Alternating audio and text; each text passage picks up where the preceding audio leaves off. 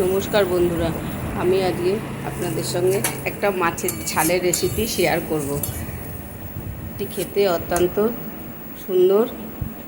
চলুন দেখে নেওয়া যাক এই মাছের ঝালের রেসিপি। মাছের ঝালটা আমি কিভাবে তৈরি করি।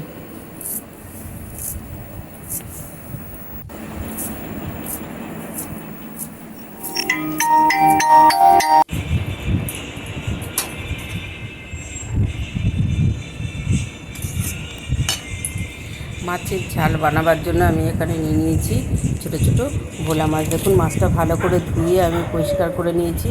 এবারে মাছে নুন আর হলুদ মাখিয়ে নেব। মাছগুলো ভাজার জন্য আমি কড়াইতে তেল বসিয়ে দিয়েছি। এই রান্নাটা আমি সর্ষের তেলেই করব। কড়াইয়ের মধ্যে আমি নুন দিয়ে দিয়েছি যাতে মাছগুলো কড়াইয়ের সাথে লেগে না যায়। এবারে নুন হলুদ মাখানো মাছগুলো আমি একটা একটা করে তেলের মধ্যে দিয়ে দেবো। দিয়ে ভালো করে আমি লাল লাল করে মাছগুলোকে ভেজে নেব। ওপর দিয়ে আমি একটা মশলা তৈরি করে নেব। দেখুন, আমি আদা, কাঁচা লঙ্কা, টমেটো আমি একসাথে দিয়ে দিলাম মিক্সিতে। দিয়ে আমি একটা মিহি পেস্ট তৈরি করে নেব। আমি এর সাথে 1 চামচি রসুন বাটা আর একটু গোটা সর্ষে আমি এতে দিয়ে দিলাম।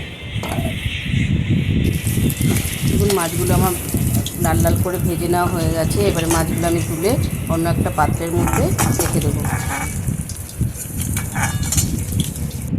এবার যে কড়াইটা আছে, তেল আছে, সেই তেলের মধ্যে আমি গোটা জিরে আর কালো জিরে ফোড়নে দিয়ে দিলাম।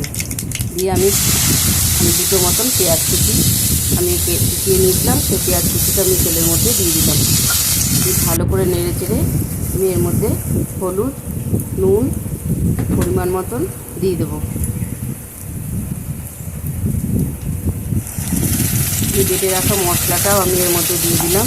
দিয়ে ভালো করে আমি একটু কষিয়ে নেবো যতক্ষণ না মশলার দিকে তেলটা ছেড়ে যায়।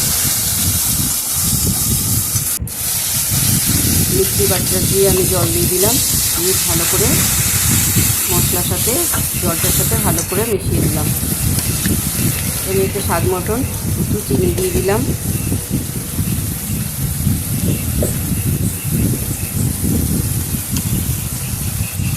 আমি এতে একটু কাশ্মীরি লাল লঙ্কার গুঁড়ো দিয়ে দিলাম যাতে ঝোলটা দেখতে ভালো লাগে, সেই জন্য। দিয়ে ভালো করে কাশ্মীরি লঙ্কাটার সাথে ভালো করে মশলাটার সাথে মিশিয়ে দিলাম। দেখুন, কড়াইতে আস্তে আস্তে তেল ছেড়ে এসছে। দেখুন, মশলাটা ভালো করে ভেজে নেওয়া হয়ে গেছে। এবারে পরিমাণ মতো আমি এতে জল দিয়ে দেবো।